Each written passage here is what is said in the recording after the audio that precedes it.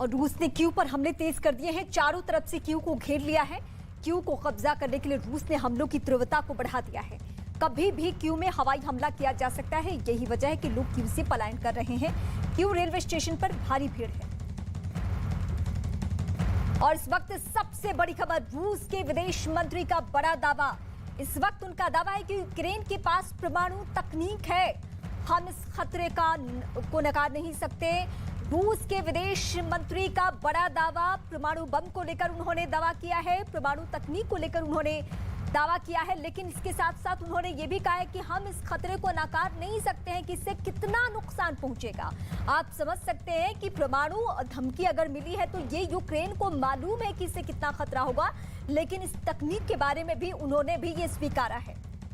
तो यूक्रेन के पास परमाणु तकनीक ये स्वीकारा है यूक्रेन के विदेश मंत्रालय ने। विदेश मंत्री ने हालांकि ये भी कहा है कि हमें ये बहुत अच्छे से मालूम है कि ये खतरा कितना ज्यादा बड़ा है। लेकिन इस वक्त जो कि रूस धमकी दे रहा था कि परमाणु हमला हम कर सकते हैं, यूक्रेन को भी ये चेतावनी, और ये चेतावनी पश्चिमी देशों को भी, कि हमने अपनी टीम को अलर्ट रहने को कह दिया है।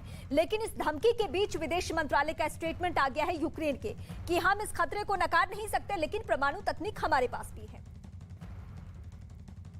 यूक्रेन की राजधानी कीव में रूस से पूरी ताकत झोंक दी है। कीव पर लगातार बमबारी हो रही है। यूक्रेन की सेना कीव को बचाने के लिए पूरी ताकत के साथ लड़ रही है। लेकिन अब रूस जल्द से जल्द कीव पर कब्जे के लिए आगे बढ़ रहा है। तो यूक्रेन ने कीव में बड़े हमले का अलर्ट जारी किया है। अपने नागरिकों को बंकर में जाने के निर्देश दिए जा चुके हैं। कीव को रूसी सेना ने चारों ओर से घेर लिया है। बड़ी संख्या में रूसी सैनिक कीव की ओर जाते दिखे।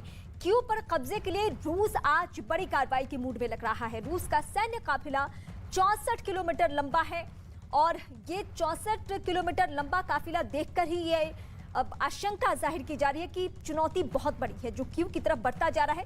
रूसी काफिले में टैंक, तोपें, बख्तरबंद वाहन शामिल है। तो कीव में आर पार का युद्ध अब शुरू हो चुका है। दोनों ओर से भीषण संघर्ष जारी है।